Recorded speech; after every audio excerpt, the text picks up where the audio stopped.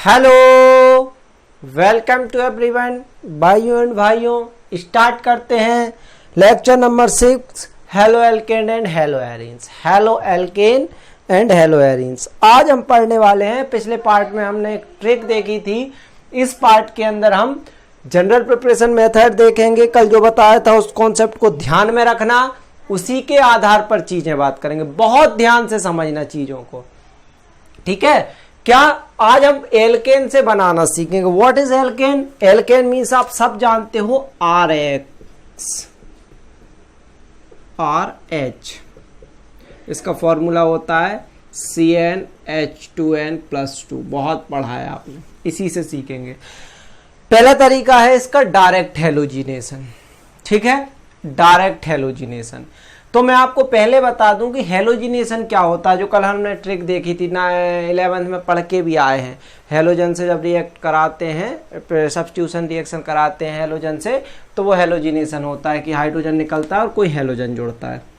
तो direct halogenation मैं आपको बता दूं, हैलोजिनेशन यदि क्लोरीन ले लोगे तो क्लोरीनेशन, तो हम कह सकते हैं कि आप कोई हैलोजन ले लो, आप कोई हैलोजन ले लो, X ले लो, चाहे Cl ले लो, Br ले लो, I ले लो, F नहीं लेना है। क्यों? समझना, F क्यों मैं मना कर रहा हूं। F यहां मैं बताऊंगा, फ्लोरिनेशन बताऊंगा, बट आपको मैं पहले ही बता दूं, direct fluorination not possible. Direct fluorination कभी भी पॉसिबल होता ही नहीं है, पहली चीज। उसके बाद एक्चुअल में आयोडीनेशन जो है, आयोडीनीकरण, that is reversible reaction. Reversible reaction, ये रिवर्सिबल रिएक्शन देता, उत्क्रमणीय अभिक्रिया देता है। इसलिए इसको कराने के लिए आप किसका यूज करते हो? ऑक्साइड्स का, ऑक्साइड का यूज करते हो, ठीक है। ये बिगर ऑक्साइड के नहीं होते, इन दोनों के साथ यही प्रॉब्लम होती है। डायरेक्ट हैलोजिनेशन क्या होता है? फ्लोरीन का कभी नहीं होता है, इसको स्वार्ट रिएक्शन के थ्रू कराया जाता है, स्वार्ट रिएजेंट से, है ना। आयोडीनेशन कराते हो तो ये आपकी क्या है? Iodination is reversible reaction. ये एक उत्क्रमणीय अभिक्रिया होता है, लेकिन ऑक्साइड का प्रयोग करा के इसको करा देते। कैसे, हम डिटेल से समझेंगे। थर्ड वन इज, ये सेम होता है, ये सनलाइट की प्रेजेंस में सनलाइट ले लो, या फिर आप क्या ले लो, HNu, थोड़ा हल्का लाइट ले लो, हो जाता है। बट अंतर ये है कि आपका जो Cl है, आपका जो Cl है, ये फास्ट होता है, मीन्स आपका क्लोरीनेशन जो होता है, इन दोनों में यही अंतर है, ये फास्ट होता है, और इसके कंपैरिजन ब्रोमिनेशन जो है वो स्लो होता है, ये धीरे होता है। तो आपको ये चारों चीजें पढ़नी है आज के लेक्चर में। तो मैं आपको वही बता रहा हूं कि आज के लेक्चर में हमको बेटा ये चीजें पढ़नी है, तो हम इसको किस तरीके से तैयार कर सकते हैं। तो पहले आप समझना, क्लोरीनेशन जो होता है उसमें क्या होता है कि आपका सनलाइट, एक्चुअल में हैलोजिनेशन तो यही है जो हमने पढ़ा है कि आप कोई RH ले लो। हैलोजिनेशन क्या है? आप कोई RH ले लो, RH ले लो, एल्केन ले लो, उसकी रिएक्शन किसी X2 से कराओ। X2 की जगह आप इनको ले सकते हो, ठीक है। लेकिन यहाँ पर आप ले लो यहाँ पर सनलाइट ले लो या HNu ले लो, तो यहाँ पर आपको हेलो एल्केन मिल जाता है। क्या बन जाता है? हेलो एल्केन बन जाता है, RH बन गया, और साथ में यहाँ का एक X बच जाता है और एक H निकल जाता है, तो HX बन जाता है। यहाँ देखो, एक H यहाँ का निकल के यहाँ का एक X इसके साथ चलाता है, डिटेल से बताऊंगा इसको। तो ये आपका होता है हैलोजिनेशन। तो यहाँ आपको X की जगह क्या ले सकते हो? Cl ले सकते हो, Br ले सकते हो। लेकिन यदि आपको I लेना है तो वो नहीं ले सकते, आप ऑक्साइड से क्रिया करानी पड़ेगी, फिर आप I से करा सकते, क्योंकि रिवर्सिबल हो जाएगी। सॉरी, फ्लोरिनेशन पॉसिबल नहीं है, डायरेक्ट फ्लोरिनेशन, ठीक है। आयोडीनेशन फ्लोरिनेशन दिक्कत करते हैं, ये फटाफट हो जाते हैं, क्लोरिनेशन ब्रोमिनेशन। तो ये चीज़ आप नोट करें, फिर अपन फटाफट आगे बढ़ रहे हैं, क्लोरिनेशन ब्रोमिनेशन की ओर भी बढ़ेंगे।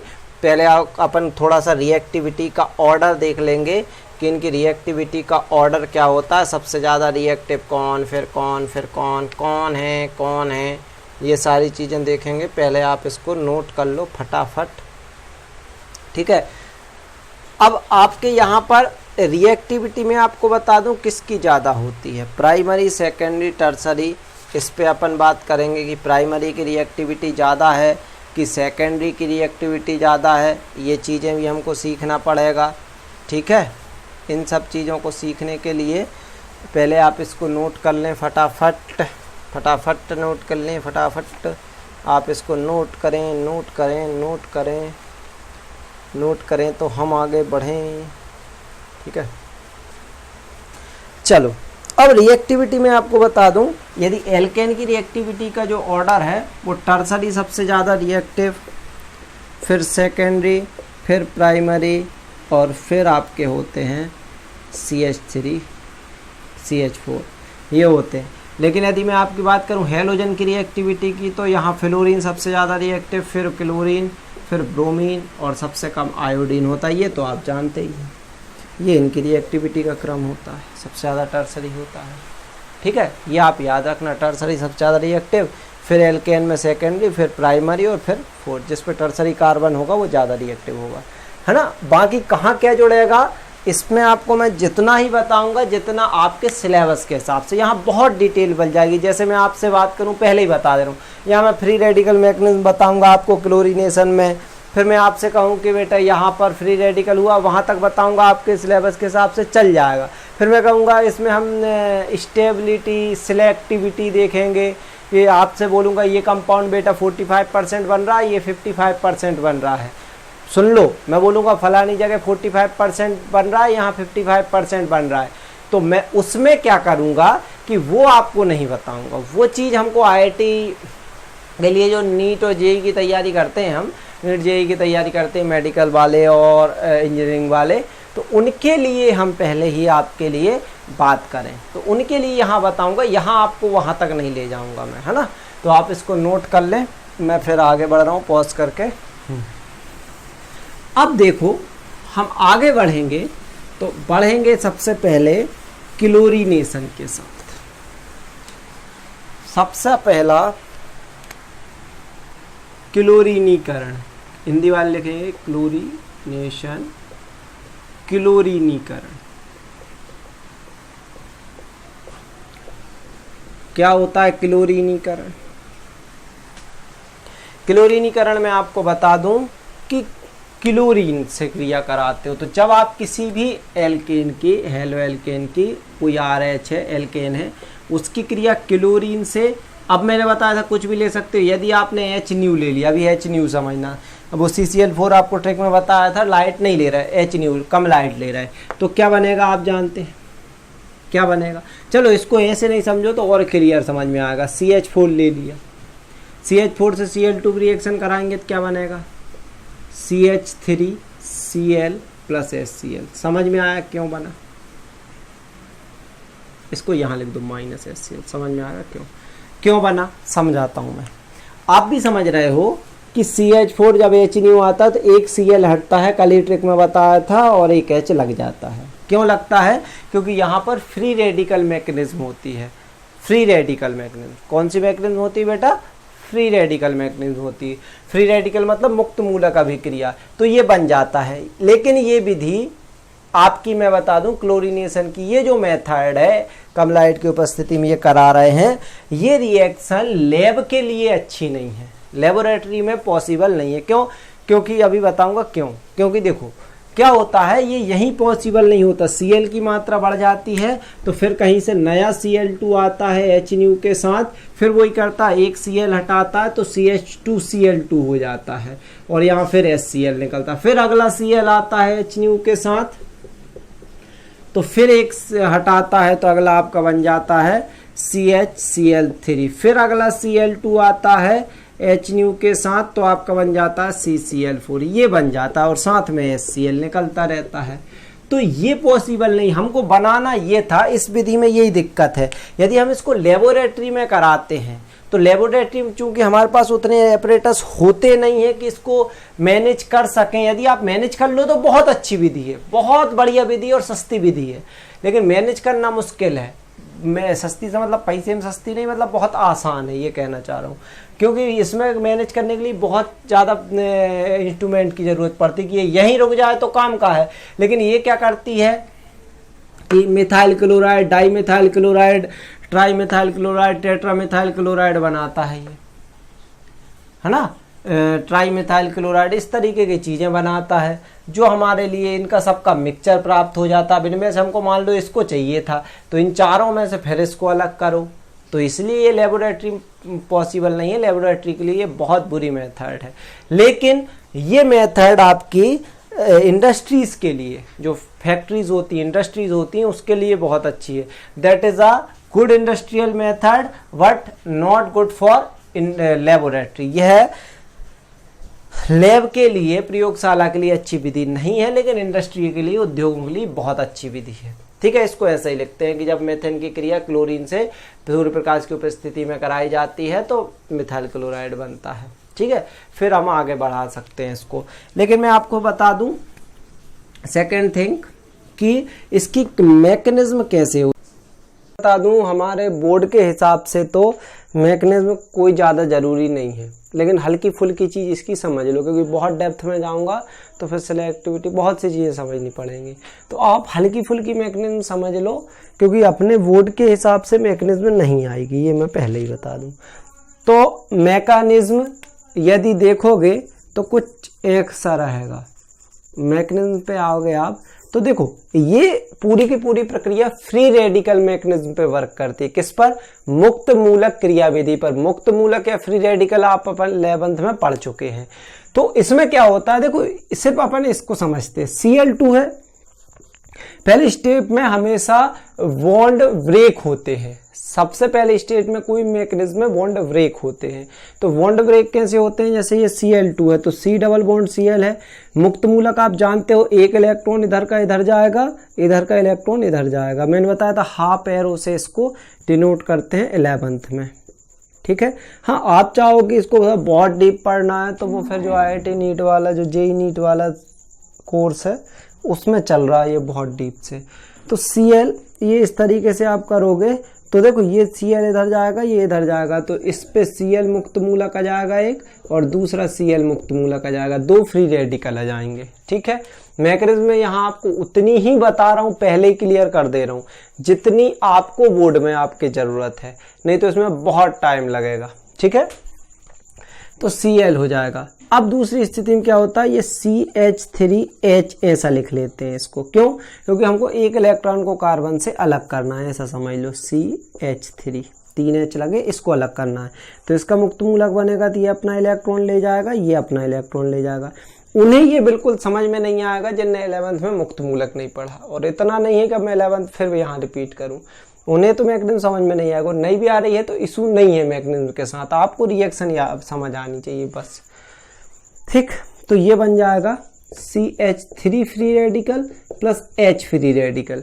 अब ये CH3 फ्री रेडिकल एक Cl से मिलता है तो CH3 दो फ्री रेडिकल जब भी मिलते हैं, जो मुक्त मूलक जब भी मिलते हैं वो एक न्यूट्रल कंपाउंड बनाते हैं। तो ये दोनों मिलेंगे तो CH3Cl वही का वही बन जाएगा, नहीं तो CH3Cl बनेगा और H और फिर दूसरा Cl मिल करके HCl बनाएंगे। ठीक है, इस तरीके से। अब इससे ये बन गया। अब मान लो फिर से आपको ये बनाना है, आगे बढ़ाना है, मैं बता रहा हूँ सिर्फ आगे बढ़ाना है, तो फिर से Cl2 है तो C और Cl मिलके क्या बनाएंगे, ये फ्री रेडिकल इधर जाएगा, ये इधर जाएगा, तो ये मिलके बना देंगे Cl free radical, Cl free radical. Free radical 11 में बहुत अच्छे से बताया मैंने बनना। अब यहाँ देखो CH3Cl है तो ये क्या करेगा, हमको Cl तो निकालना नहीं है, हमको H निकालना है। CH3Cl है तो हम इसको लिख सकते हैं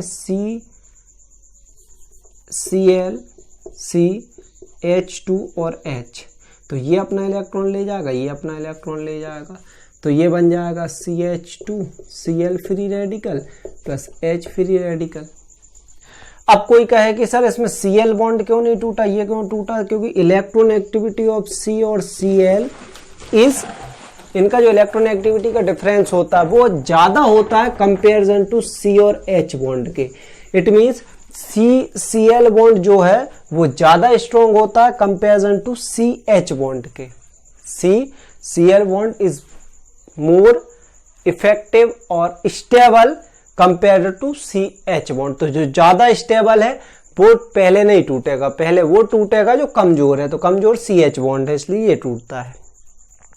ठीक, तो यहां बचता है आपका फ्री रेडिकल Cl, फिर इसके साथ आएगा CH2Cl free radical plus Cl free radical, तो ये हो जाएगा CH2Cl2। अब बचता है H फ्री रेडिकल, तो H फ्री रेडिकल फिर Cl फ्री रेडिकल से मिलेगा तो HCl बनाएगा, दैट इज अ रिएक्शन। ठीक है, अब आप आ गए ऐसे इनके साथ और अप्लाई कर सकते हो तो ये पूरी मैकेनिज्म हो जाएगी। तो ये था क्लोरीनेशन। ठीक है, अब एक बात बताऊं, ब्रोमिनेशन थोड़ा सा स्लो होता है, इतना फास्ट नहीं होता है, सेम ऐसा ही होता है। आप जहां Cl2 लिखा है वहां Br कर दो, Cl को Br से रिप्लेस कर दो तो पूरी की पूरी रिएक्शन ब्रोमिनेशन हो जाएगी। ठीक है, या ब्रोमीनीकरण, तो उसको अलग से बताने की जरूरत नहीं है। ठीक है, आप इसको नोट करो, फिर अपन आते हैं आयोडीनेशन और फ्लोरीनेशन पर। फटाफट नोट करो।